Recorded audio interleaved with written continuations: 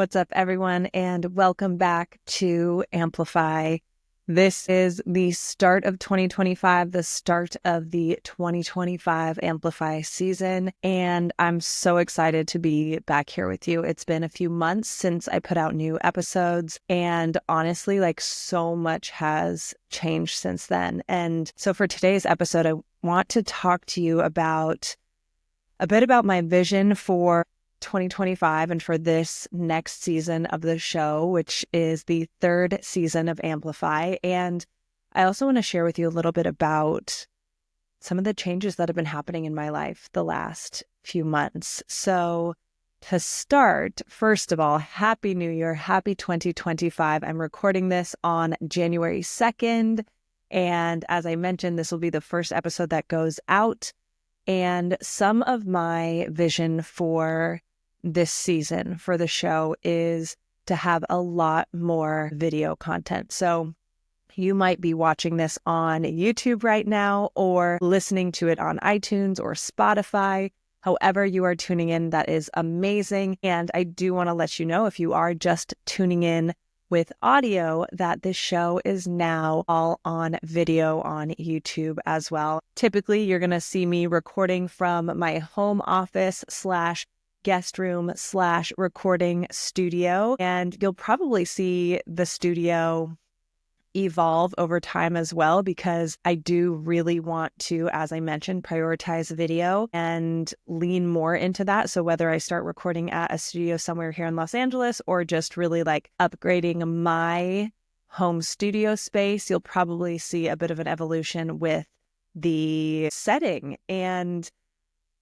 something that I do love is I really do love being able to record at home, right? And my office right now, it's funny because there's a part of me that's self-conscious because my office never really came together, office / guest room never really came together in the way that I had envisioned, or I just never really completed the process. So even as I'm sharing this now, it looks fine. And there's a part of me, the perfectionist part of my brain that's oh, but you need to do this, you need to do this. The bed vibe is not really the vibe, all this kind of stuff. And that doesn't really matter. What matters is saying the thing, getting the message out there, doing the thing, bringing the art to life, putting this stuff out into the world. So I get to put the perfectionist aside and say, you know what?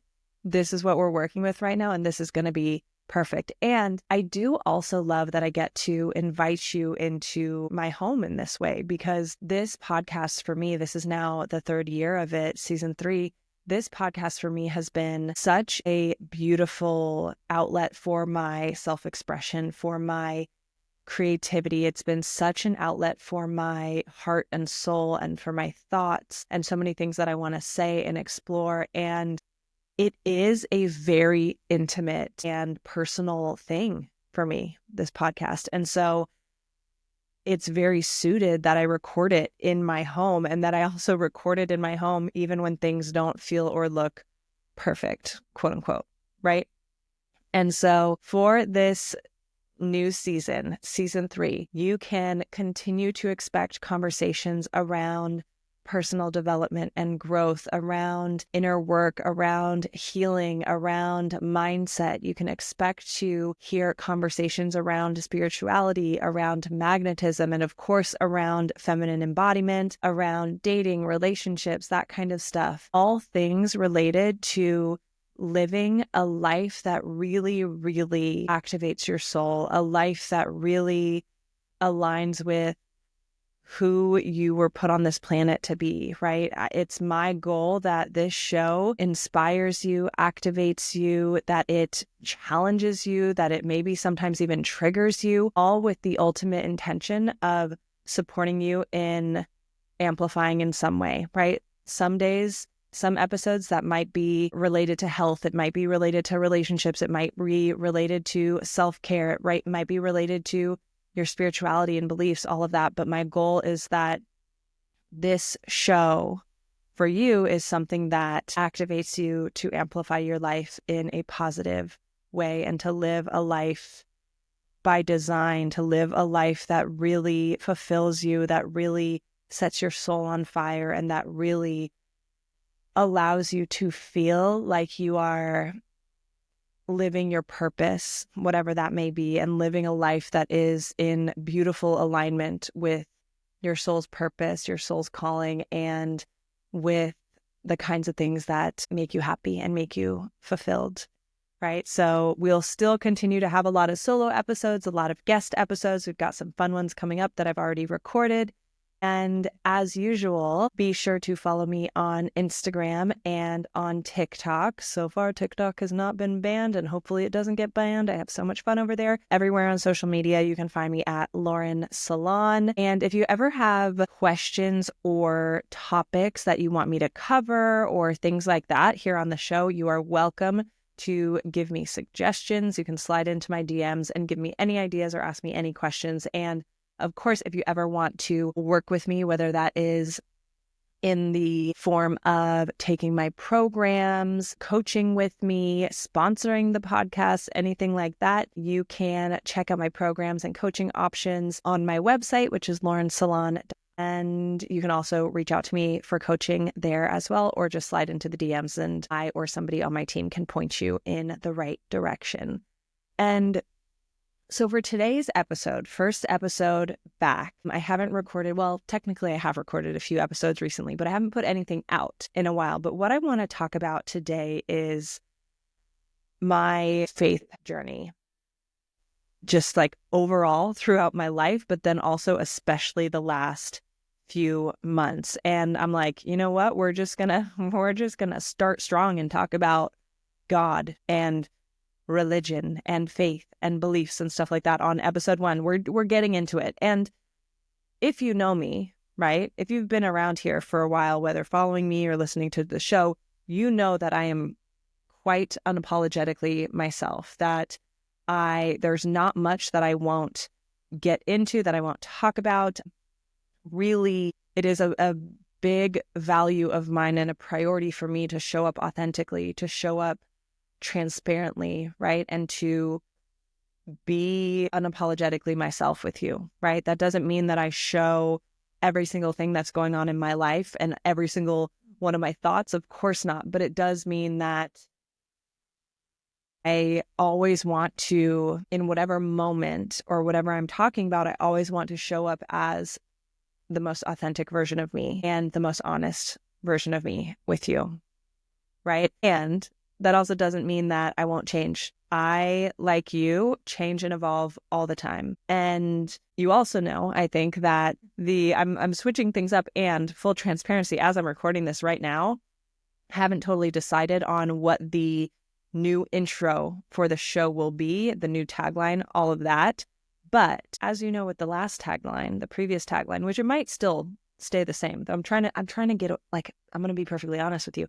I'm trying to get away from swearing so much. Like I sometimes throw some curse words out there, and I'm trying to not so much. So the tagline of blending in is bullshit. I love that. I love that tagline. It's so fitting. And I don't know if it's necessarily fitting for where we are going, right? The future of the show. I don't know if it's necessarily still perfectly fitting for where I am now with myself and my priorities and values and with the messages that I want to put out in the world. So anyway, my point with saying that is the blending in is bullshit theme, even if that's not the tagline anymore, and even if I take out the swear word in it, that the sentiment of that still remains, right? I am not one to try and blend in. If you know me, if you've been here for a while, you know that I spent a lot of my life trying to fit in, trying to blend in, trying to be perfect, all this kind of stuff, from being an high achiever, overachiever, right? But then also not wanting to attract too much attention, but also like having this need, just like knowing I'm meant to stand out, like all this kind of stuff. I struggled with that like my whole life. And I changed that several years ago, and I don't plan on going back to blending in and trying to fit in and trying to be like everybody else and trying to be quote unquote normal.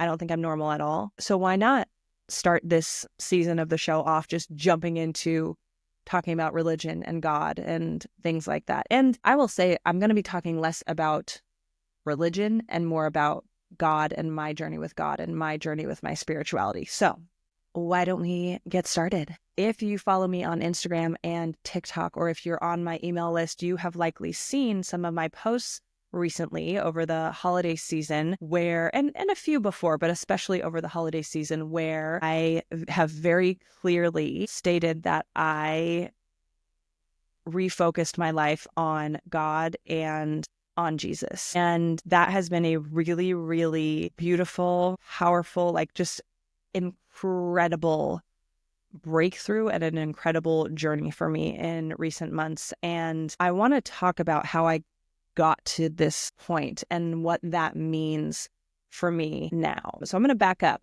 to like my upbringing and all of that, because I want it to make sense for you listening, right? And because I also know in many of my conversations that many people relate to what I've gone through. I know in many of my conversations with my close friends and other people in the coaching space that many people have gone through a similar coming back to Jesus, if you will, sort of journey in recent years. And so my hope with this episode is that, one, you get to know me and my heart better, that you get to understand my vision and my intention for this show and where my values lie, I guess. And my hope also is that if you are experiencing something similar, that this helps you feel less alone, that this helps you feel inspired, encouraged, whatever, right, on your own spiritual journey. So I will start by saying, like, my childhood, right? My parents were both raised Catholic, went to Catholic school, all of that. And so we were raised like loosely Christian, right? We would go to church on holidays and stuff like that. And I remember when I was little saying like a certain prayer at bedtime and stuff, but like faith, like an active faith, was never really a part of my life growing up, a part of my childhood. And it wasn't really something, I'd hear my parents like talk about praying to God. We would say grace at the dinner table and stuff like that. But I don't really have a memory of my parents like actively having a faith or relationship with God. And this is something too, as I say this, and especially as in recent months, I've been navigating this journey for myself a lot more. I'm curious to talk to my parents more about their faith and their faith journey and like where they're at with God now. What does that look like for them? And so, as I was saying, raised Christian, right? Like non-denominationally Christian, but we didn't really talk about like Jesus at home or anything like that. We would go to church on major holidays, said our little prayers at night and grace at the dinner table, but it wasn't really like a big active part of my life or our life. My mom's mom, my Nana, was very devout and very religious, very connected to God. I very much believe, gets me emotional. I very much believe that she is in heaven. And oh gosh, I didn't expect to be getting emotional this soon into the show. My goodness. I very much believe that she is in heaven and that she had a really beautiful relationship with Jesus. And so when growing up, so my mom is the oldest of 9 and a big Italian family, and they grew up on the East Coast. And then when my mom was in college, the whole family moved to Santa Barbara. And so that's where so many of my aunts and uncles lived and raised their families and cousins and stuff like that. So growing up, and that's where my Nana and grandpa lived as well. And so growing up for holidays, we would go down there often to visit my grandparents. And I remember like in Nana's house, she would always have there was a lot of pictures of Jesus, a lot of crosses. And as she got older, when she was older, she moved up to Northern California and lived in one of my mom's rental houses, right? To be near my mom, because my grandmother had a lot of health problems and stuff like that. But she was like super active until she died, like super active. Like that was a long time ago. Oh my goodness. I really didn't expect to get emotional, about this. she was like active until she passed, like had chickens and a garden, like all that kind of stuff. And I remember like when she was a lot older and going over to her house and visiting with her, she would like always have the like Catholic channel on, and like some priest is like teaching about the Bible, right? And it wouldn't necessarily, she wouldn't always be watching it either. It'd just be like on in the background. And the funny thing about this, I've been thinking about my Nana lately because the last couple months, I've been in this like, I'll get there, but I've been in this like deconstruction and like rebuilding and kind of just like really on fire for my faith and my beliefs and like diving into things a lot lately. And so I've been listening to a lot of sermons. I've had a lot of like my favorite pastors and stuff like on YouTube, like all the time. I'm like, oh my gosh, I've turned into Nana. I'm like, I don't have the Catholic priest on all day, but I've got some pastor preaching to me throughout the day at some point. So anyway, I thought that was cute. So like I said, religion and like an active faith and stuff wasn't really a big part of my life growing up. And then in elementary school, like later elementary school, I forget exactly when, but my family moved. I grew up in Northern California, and we moved from the house that I grew up in like most of my younger life. So later in elementary school, moved to a house out in the country. And when we moved, we decided, or my parents decided, to go to a church nearby. And I'd be curious to ask them like what that decision was about. I know that they obviously thought it'd be good for the family and all of that, but we decided to go to a church that was nearby. It was a Lutheran church. And so we would go as a family together. And I actually really enjoyed going. And so the Lutheran faith or Lutheran denomination is Christian, but it tends to be on the my terminology and how I'm describing things may not be super accurate and stuff like that. So but I know it'll make sense. Lutheran tends to be more on the like traditional side of things. So like closer to Catholicism than like just like straight up non-denominational or evangelical. So there's a lot more of the like traditional practices and traditional elements in a Lutheran service, like the Eucharist, for example. So like, the wine and the body and blood of Christ, like at every service. We would say the Lord's Prayer every service. We would say the Apostles' Creed every service. So there were a lot more like traditional elements to that. And I enjoyed it. And I, at that church, I did like youth group and stuff like that.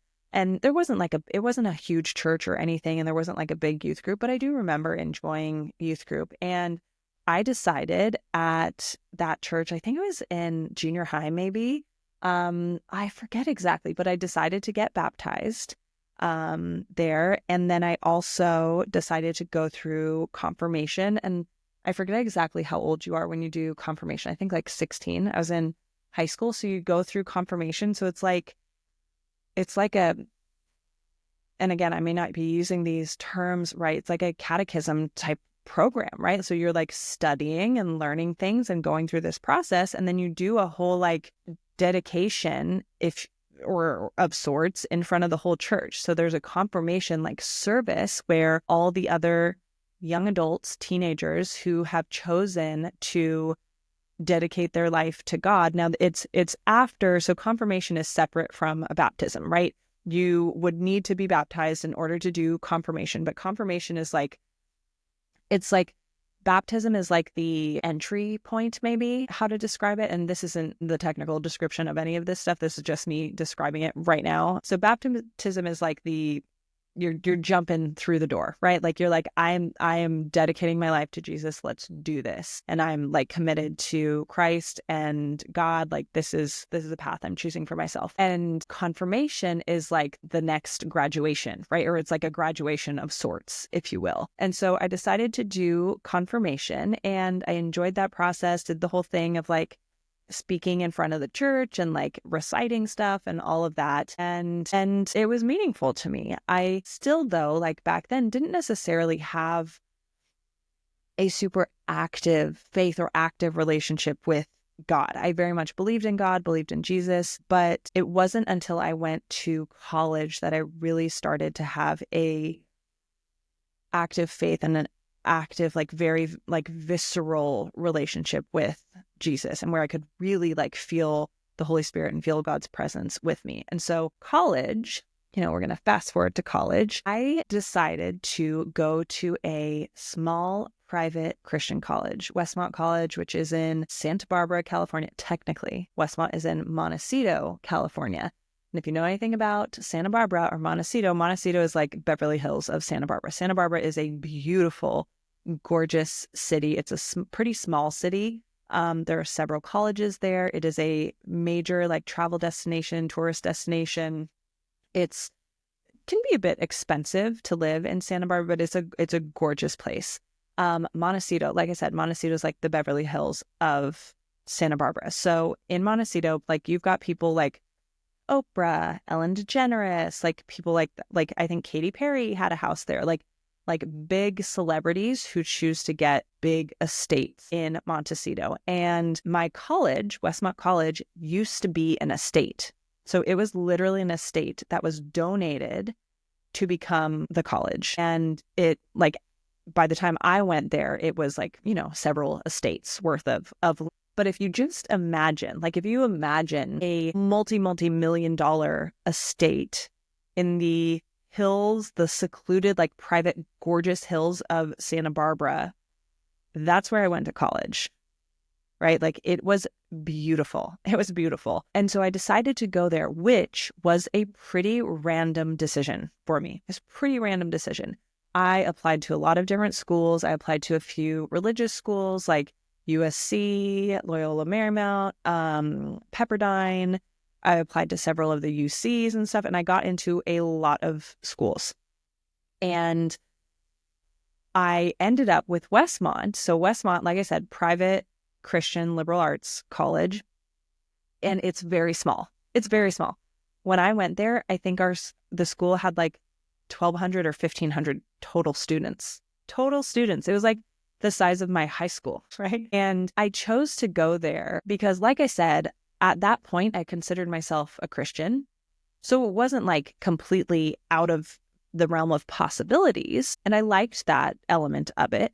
But I decided to go there because I got recruited to play soccer there. And so I had visited Westmont. Well, and actually the whole reason I even found out about Westmont and knew that it existed is because somebody in my town who went to my high school, a like well-known family in my area. Again, I'm from a small town in Northern California, but a friend of mine from like, back home, not good friends or anything, but one of the boys in the family was like a year or two older than me or 3 years older than me. And then one of the boys in the family was like a year or two behind me. And the older son, one of the older sons, he went to Westmont. And so when, I was thinking about where I wanted to go to college and all this kind of stuff, that family like recommended to my mom, me, like, oh, she should like, check out Westmont. Like Lucas really loves it. Take a look. And so I was like, oh, okay, yeah, sure. Let's explore it.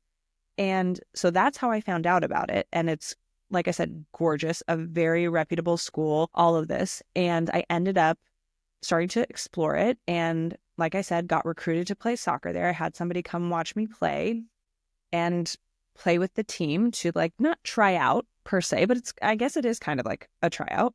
Yeah, technically it would count as a tryout. And so that was part of I think I had already applied, but yeah, I forget the whole process. You guys, it's been a long time since like college for me. So anyway, got recruited to play soccer. I also got offered quite a bit of money for scholarships, for academic scholarship and a singing scholarship, because I also sang a lot when I was in high school and everything. And so all of those things, I ultimately decided not to play soccer, which I'm grateful for now in retrospect. There was a lot like during my college time that I was like, well, one, I had played competitive soccer my entire life. And then, so I'm used to like being very athletic, pushing my body and like being super active all the time. And so then going to college and not being so active, right? And having to like figure out a fitness routine and how to manage eating, all on my own, because like up until that point, I could eat whatever I wanted. And I did eat whatever I wanted. And I was always in great shape because I was running and playing soccer all the dang time, right?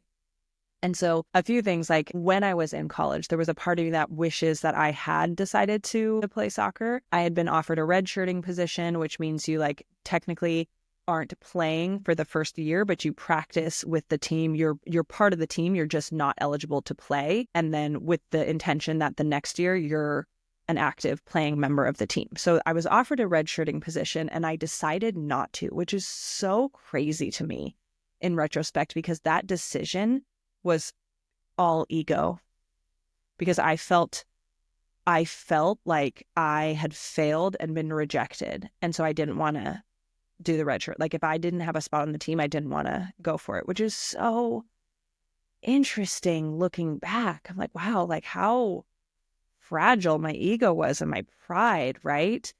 And I'm also happy that I chose not to.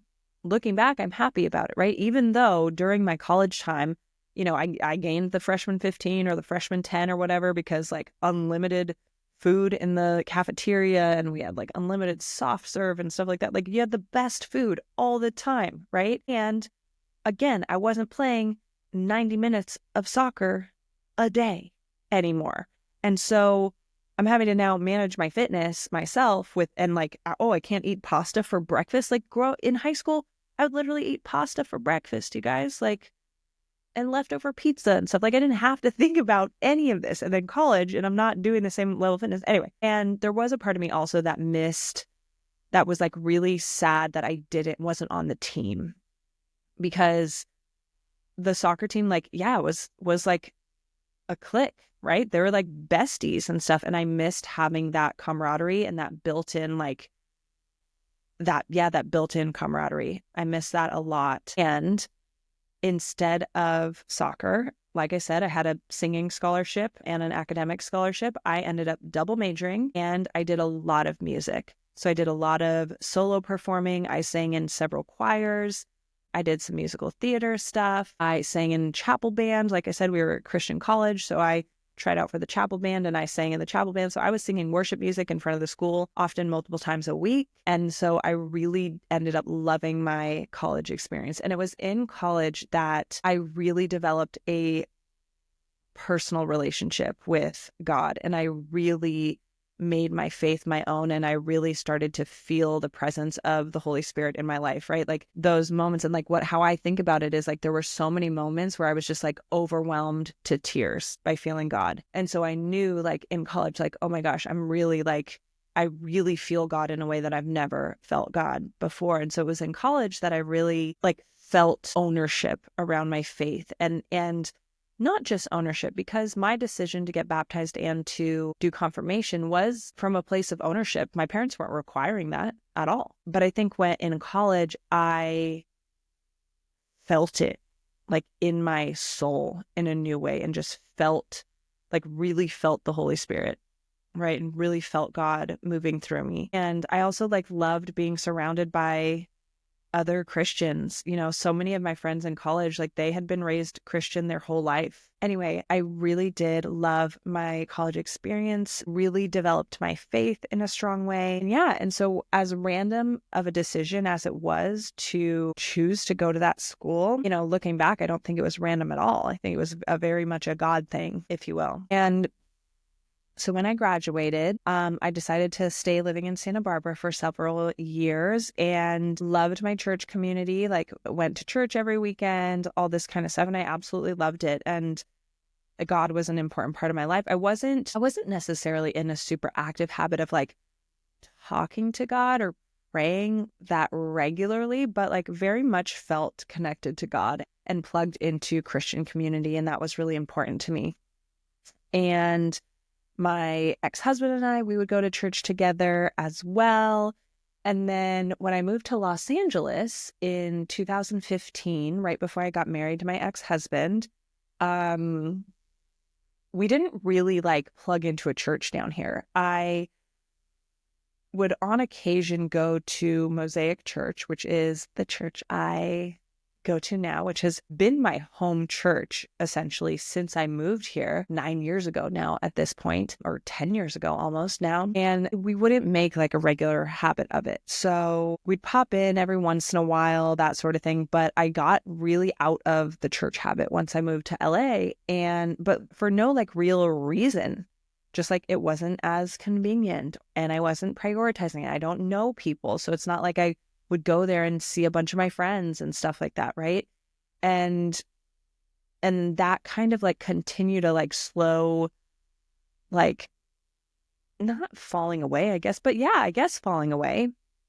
And then in 2020, when COVID hit, and I know I've talked about a lot of the things, the changes with COVID in past episodes and stuff like that. But when COVID hit, so many things changed, as we all know, right? I ended up, my business or one of my businesses really took off in a way that I had been working really hard for a long time and like really clicked. And that momentum was really exciting also. So within like the span of 2 months, COVID happened. The world completely shut down. One of my businesses that I had been focusing on and working really hard on, like took off. The momentum went really fast. And I made like in 1 month in early 2020, I made more than I had made the entire year prior. And I decided to end my marriage. So a lot of things happened all at once, really intensely. And with all of that and everything with COVID, I also had a major spiritual awakening.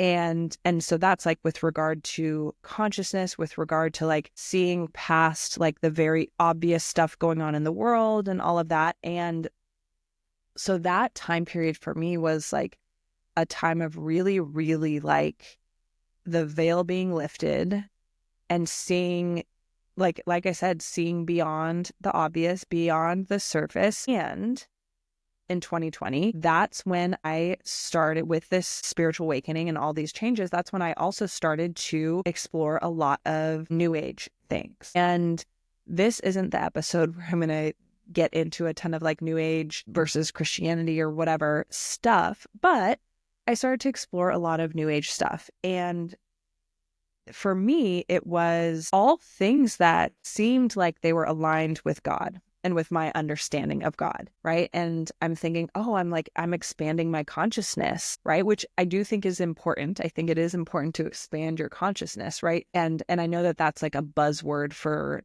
or like a dog whistle for New Age stuff, but like there's a way to do that, to expand your consciousness and still be aligned with Jesus and aligned with Christ. And when we say that sort of thing, it also like there's the assumption, right, that it's about New Age things. And so what I will say though, like the interesting thing about it for me is like I said, I thought that a lot of the stuff that I was exploring and getting curious about was totally compatible with God. And not just God, because I know there's a lot of New Age people who will say God too, but I thought that it was compatible with the God of the Bible. I thought it was all compatible with Jesus, right? And like all these things that I was doing and curious about were okay. And so a lot of when I say like, oh, I've been doing a lot of deconstruction around my beliefs and stuff like that and diving into my faith, it's the last few months, it's been a lot of looking at things that I was doing or things that I was believing or things I was curious about and being like, that's actually where that comes from. Oh, I had no idea. That belief or that practice, that's rooted in this. I didn't know that. So like I said, I started exploring a lot of New Age things. And I will say too, like a lot of those things I found in the moment to be really supportive, really effective. I also started diving into a lot more healing. And I don't think that healing is a bad thing, right? Like anything can become too much. Anything can become a distraction or quote unquote an idol, right? Anything can become bad for you, right? The being in an endless cycle of healing, healing, healing. What's the next thing I need to heal? I don't think that's healthy. I don't think that's how we're meant to live. But anyway, side note.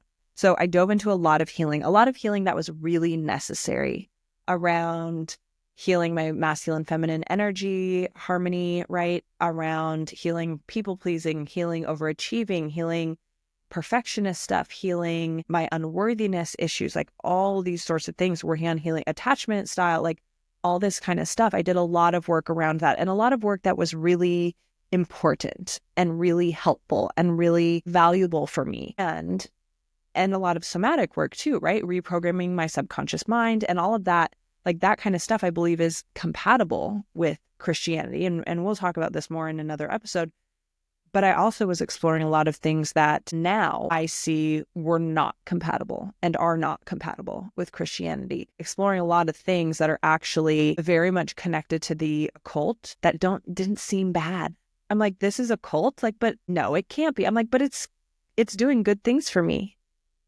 But it feels good, right? But I'm not hurting anybody. But this is actually helping me, right? But like, how this isn't bad.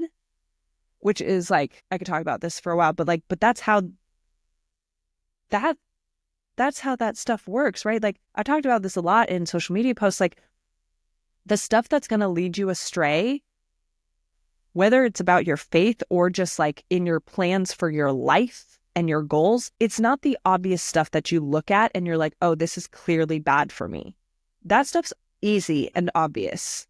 It's the stuff that looks like it's good for you that is not, right? It's the stuff that is 95% of what you want when you really need to be patient for the 100% of what you want.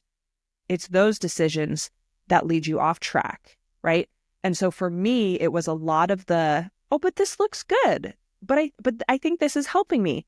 But this is compatible with my beliefs, right? That then I like fast forward and I've got this like mishmash, like cluster of random practices, random beliefs that are not compatible with Christianity. And part of why I thought they were and why I was doing these things and believing that I was aligned with Jesus and aligned with God is because I didn't know my Bible, right? And because I wasn't checking where the origins of things came from and all this kind of stuff. And what I will say, because like I'm starting to go down a different tangent than the intention of this episode, and I could do a whole nother episode about like New Age stuff and everything like that, and there will be more conversations around that. But I saw it at the time as like, oh, I'm just like broadening my understanding of God. I'm just experiencing God in different ways. All of this stuff that I'm exploring, like I thought, I was like, no, I'm still with God of the Bible. Jesus is still number one for me. I'm like, but the but should have been the sign, right? I'm like, but dabbling in all these other things, this is allowing me to understand God as universal divine consciousness. It's allowing me to understand God in a new way. It's allowing me to understand God deeper and better. I actually now, as who I am now and as my faith is now, that's true. It did allow me to understand God deeper and better, but not because that was God, but because it wasn't, right? It allowed me to understand God more deeply because I went down those paths that weren't necessarily the aligned paths. And I thought, as I said, that adding all these other tools, I was just like, oh, I've just expanded my toolbox. I just have a lot more tools to choose from, like this oracle deck or this random crystal that I'm putting in my bra, or like, you know, this random thing or this, or like I'm working on my psychic abilities and stuff. And like, it's just allowing me to connect with God more deeply. And it's just allowing me to connect with God in new ways that are more helpful for me. And when I wake up in the morning, I just think about, okay, what tool do I want to use today to connect to God and my higher self? And then I'm going to pick that tool, right? But that, like, it's a combination of like arrogance and ignorance. And again, that could be a conversation for a whole nother time. But I feel I'm getting real deep on this stuff right now for a welcome back to the show kind of episode over here. Anyway, I started dabbling in a lot of things. My understanding of God, or what I thought was God, expanded a lot. And I will also say, like, a lot of good things came out of it too. right? Because in retrospect, I can see more, like my discernment now is so much sharper. It's so much sharper. My desire to really know God of the Bible, to really know Jesus, and to really understand my faith and my beliefs, so much stronger now. And so like on one level, I'm like, well, that widening, that broadening, that dabbling had to happen because it did expand my mind in a lot of ways that then led me to where I'm at now. And then I could also easily say, all right, well, if you hadn't dabbled and expanded and broadened, couldn't you have made your way here in a different route and maybe sooner? Yeah, possibly. But also that's not how it happened. Right. And I think too, there were a lot of things that like I ended up experiencing, feeling, thinking that I wasn't getting to in other ways. So anyway, all that to say, I was dabbling in a lot of new age stuff, but the thing about that, I never would have called myself new age. While all this was going on, I was still calling myself a Christian, still believing in Jesus, still seeing Jesus as the number one. But I was like, yeah, Jesus is the number one. And I know that Jesus is the only way to heaven. And that's the problem. And I've got my ancestors, I've got my spirit guides, I've got this, and maybe this person, and like this character, and this extraterrestrial being, right? Like we've got all these other, like, there's like a committee that's supporting God and Jesus, right? And so and again, I didn't, like, there's a mixture of like, bless my heart, how cute of me. But then it's also that mixture, like I said, that combination of arrogance and ignorance. Arrogance in the sense of, look at me thinking I know better. Let me dabble in all of these things because just being with God or just being with Jesus isn't enough. And to be clear, that's not what I was thinking. That wasn't my thought process at all. I was like, wow, this helps me experience God in a new way, in a deeper way, in a less like rigid way, in like a way that's much more customizable and much more like I'm able to curate it so much more to like myself and my life and like all this kind of stuff. And then ignorant in the sense that I didn't know enough of my Bible and of my beliefs as a Christian to have discernment around these things. So anyhow, and I will say, like, the thing about this is like, in the moment, like while I was doing a lot of these things, I had amazing results in many ways, financially, amazing experiences, met some of my best friends during those times, friends that I still have to this day that I adore, that will be lifelong friends of mine. And so it's not like when you're on the quote unquote wrong path, if you will. And I'm going to just say wrong for me because I don't want this, like, one, this isn't going to become a like quote unquote Christian podcast. I'm a Christian. And so what I talk about is going to be from that lens and that value system and those beliefs. And also here to remind you that like Christian is a very broad term, right? Like Catholic versus evangelical, those can look very different. There are very different levels of like strictness and people, interpreting the Bible literally and things like that. All that to say, like, my show is not going to be some religious, like, Christian show, but by very nature of me being a Christian and this being an important part of my life, I'll likely talk about it more, right?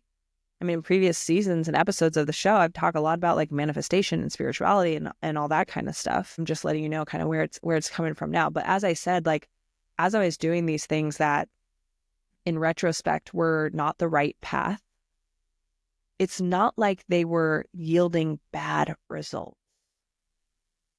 And that's part of the appeal. That's part of what keeps you staying in those patterns. right? Because I'm like, well, I'm making a crap ton of money. I'm like, well, I'm having amazing experiences. I'm getting to travel all the time. I get to make my schedule whatever I want ever since I started, you know, ever since I've had this spiritual awakening and been doing more of these things, like more cool stuff happens, like all this. But there were a lot of downsides as well. I also went through a lot of lessons. I had to learn a lot of lessons the hard way, the really painful way, that had I been super anchored in my faith as a Christian, I don't know if I would have chosen certain lessons the way that I chose them, right? And with it too, I think I would have also, or I don't know, but along this journey also, I had a lot of, there was this feeling like I always had to be pursuing some sort of new healing. Like there's something not quite right with me, but I didn't think of it that way, right? I'm like, no, I'm perfectly imperfect. Everything's amazing, which I still believe. We are all perfectly imperfect, imperfectly perfect, whatever way we want to say that. But in the like new age kind of consciousness movement and new thought movement, and these understanding that the only thing in the way of you having everything that you want and like perfect peace and all this kind of stuff is a problem that you can solve. And I will say with that, that I very much believe that we can be the architect of the life that we want to create, right? I believe that we have so much power to create the life of our dreams and to chase after our potential and fulfill our potential. I believe that we are very much in the driver's seat of that. I very much believe in free will. I don't think everything is all mapped out for us and that the path is already set and there's no changing that. I don't think that. And with a lot of the new age and new thought stuff, in my experience, it puts you on this path of, oh, well, this didn't happen, or I didn't get this as close as I wanted. So then what's the problem inside me that made that happen, that didn't give me the result that I wanted? And so it's this never ending cycle of healing and self-improvement. And that's not to say that healing and self-improvement are bad. They're not. But the difference is it's this like toxic, never ending cycle and loop. It's never enough healing, never enough healing, never enough levels of consciousness, never enough like ascension, all of that. That's the thing. That's the trick. Right. And so, like I said, there were a lot of really cool things happening while I was doing all this. So it's not like I'm clearly on the wrong path because look at what's happening in my life, all these bad things. That wasn't the case at all. A lot of amazing things were happening, but a lot of things that were really hard happened too.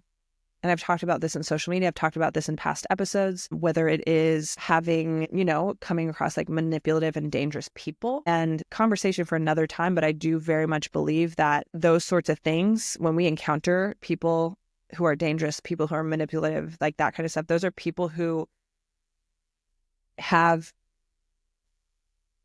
dark spiritual attachments. I believe very much. And I even like had this same belief when I was more in the new age stuff, that, for example, an abusive narcissist, that narcissism, right? Narcissism is the result of childhood trauma. Narcissism is typically generational. Narcissists tend to create more narcissists. Not always, but they tend to. And I very much believe that the tendencies that create that kind of environment are demonic spiritual forces that are being permitted to continue in lineages, right? That like one ancestor didn't conquer that demon, and so it got passed down and it got passed down and it got passed down, right? I believe that certain mental things and physical things that we deal with as well, like everything has a spiritual component, but a lot of things that have physical or mental components, like even mental health. Yes, we have science to explain that. And I think there's also demonic and negative entities that get attached to those things as well. And we see the manifestation of that in science. Like that's just the way that we know how to explain it in a way that makes sense, kind of quote unquote universally, if you will. Anyway, oh my gosh, I'm talking about so many things that I did not plan on talking about today, but that's kind of how the show goes. So over the course of my new age, while I was more in the new age stuff, not more, while I was in again, still now, it feels wrong to call myself new age. Because like, no, I thought I was a Christian. I called myself a Christian. And even when I was maybe with friends or at events or something where it's like the universe, right? I'm like, no, but like God made the universe. But I would still sometimes say the universe and stuff like that. But I'm like, but I know God made the universe and I know Jesus is real, but like, yeah, the universe. So it was very like diluted. My faith and my beliefs were very diluted. They got really broad. Like I said, there was a committee. There was a whole bunch of crap thrown into the mix. And as I was dabbling in the new age, I experienced so much spiritual warfare in the form of people, in the form of circumstances, all that kind of stuff. And, I'm back then thinking like, oh, well, I'm just a starseed. I'm just like a special being that was sent here to like transmute dark to light and all of this. And while I do very much think that part of my purpose on this planet to bring light to darkness, I was like, where my compass was pointed or where I was being like my come from was off with that. I experienced a lot of spiritual warfare. I believe very much that I came in contact with many, many demons, which you can call negative energy, right? Negative energy, lessons, that sort of thing. And negative energy is a thing. But I think too, I'm like, oh no, those were demons. And those were demons that I was like seeking out sometimes, right? Some I feel like more happened to me, but there were times when I'm like, oh, I'm like communicating with, I feel so insane with what I'm about to say. Oh, I'm psychically communicating with like extraterrestrial beings and shit. And while, yes, that was happening, I was probably communicating with demons, y'all, right? So anyway, all that to say, like I said, a lot of good things were happening, but a lot of hard things were happening. And it wasn't always hard, right? Because if it was always hard and if it was always bad, I would be searching for some other sort of belief system or meaning. But it was good enough to keep me in these loops and these cycles and be like, oh, well, maybe this is the answer. Maybe this, right? I felt like there was a lot of searching, even though it didn't seem like I was doing a lot of searching. When in retrospect, I'm like, oh, it probably would have felt a lot simpler and there would have been a lot more peace if my focus was just on God and Jesus. And so just looking back, like I think there were certain things that didn't have to be as hard as they ended up being. And so now getting kind of to the current time, I started to feel in the last like 2 years, a very natural invitation, I would call it, like back to God, back to Jesus, back to scripture, back to my Bible. And it's interesting because nothing really happened. There wasn't some like dramatic event or situation or anything, though, let me be honest, though there were several things that happened in the last handful of years where I'm like, that wasn't your wake-up call to go back to Jesus? That wasn't your wake-up call to go back to Jesus? Girl, you like suffering sometimes, right? So yeah, so there wasn't like a big event that was like, oh my gosh, like, and then Jesus came and saved me, like anything like that. It was this very like sweet internal invitation to come back to God. And what that looked like for me was like seeing friends on social media post about the Bible and being like, oh my gosh, I didn't know that they were Christian or they read their Bible, right? Like, oh my gosh, interesting. Or, oh, that's interesting. And then feeling this little like pull in myself to like, you know what, I'm going to listen to my Bible. You know what, maybe I'm going to pop into church. And I started to notice also that I was far less inclined, and again, very naturally, it's a very natural, like sweet internal shift. I was much less inclined to like do oracle cards, right? Or do like all these other random things in my like new age toolbox. I started not doing those things anymore.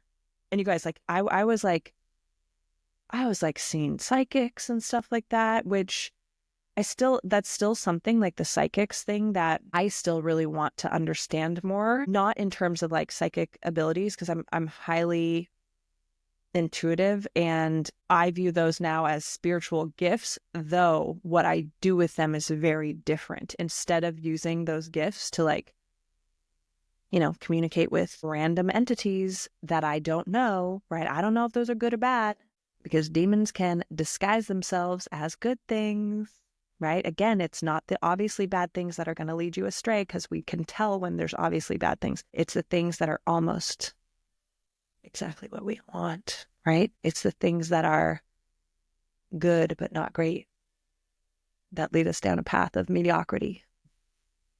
And God is not a God of mediocrity. He's not. And what I was saying with the psychic stuff, I want to understand that more, because I don't fully, I know that in the Bible it says that divination is wrong. And there's comparisons, right, to divination and like doing psychic stuff and like being a psychic or seeing psychics as like, oh, you're basically doing what Adam and Eve did in the garden with the tree of knowledge because you're wanting to be like God, and that's not okay.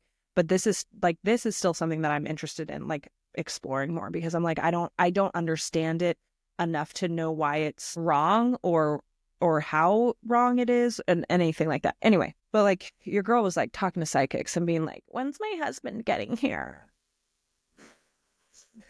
Bless my heart. Bless my cute little heart. So yeah, so I started noticing this really like, y'all, also I have to say though, what I'm about to say right now in this moment, I'm proving myself wrong. But I was just going to say that for being neurodivergent, when I record an episode, I have no notes. Again, I might put a post-it of like, don't forget to touch on these things.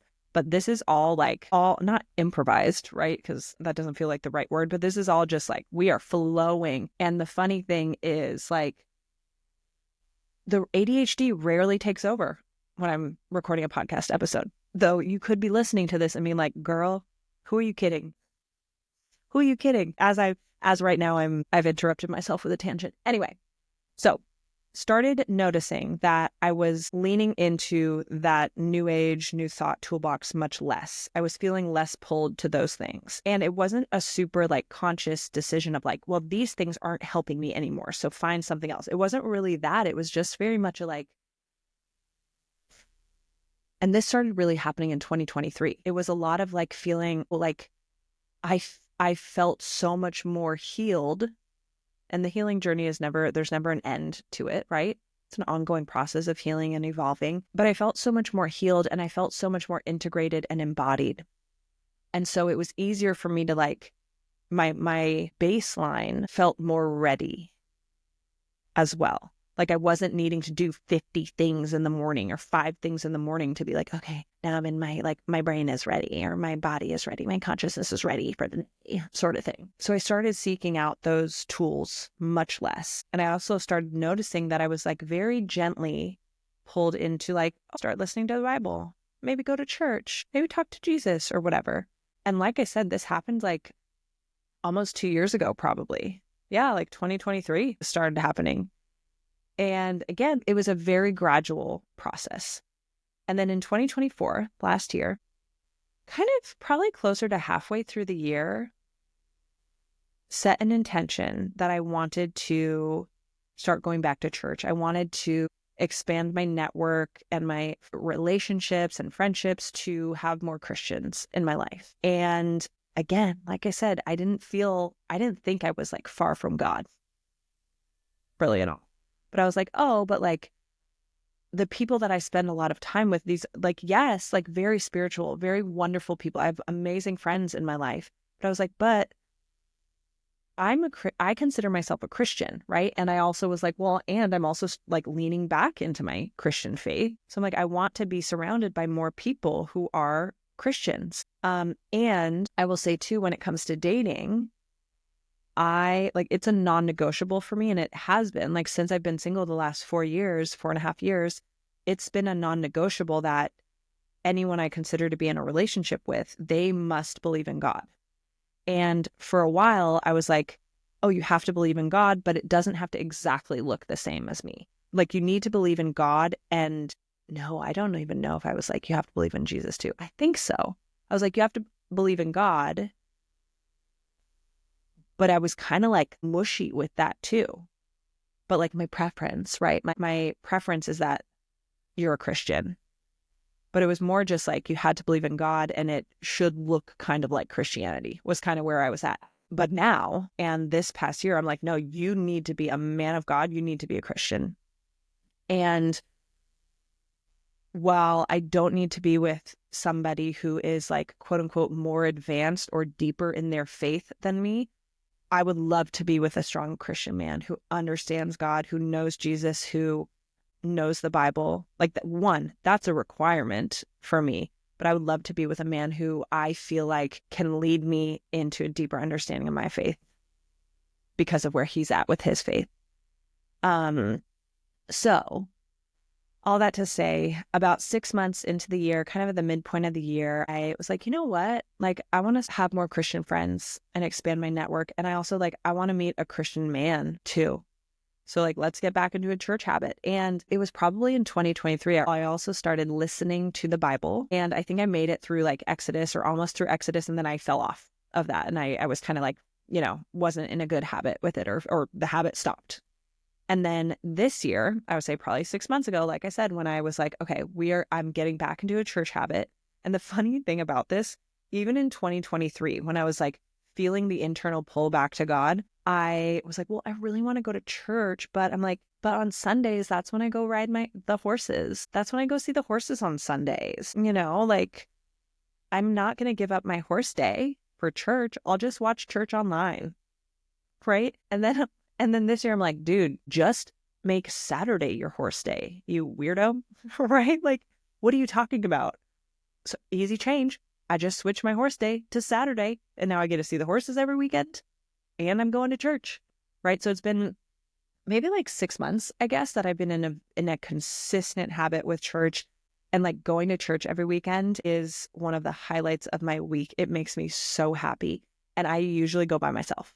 And at this point, I've met a lot of people, but like I was going by myself. I didn't care if I knew nobody. I'm like, this isn't about, well, as I said, I did want to make more Christian friends and all of that and was open to meeting a man at church and stuff. But I was like, this isn't that's not the first priority. The priority is me getting with God. Like it's about me being in the house of God surrounded by Christians. So I don't care if I'm going by myself, I'm getting there and I'm going. And I love it. All right, I'm coming at you real quick because this is a long, juicy episode and we are going to break it into 2 parts. So thank you so much for listening to part 1 and tune in next week for part 2.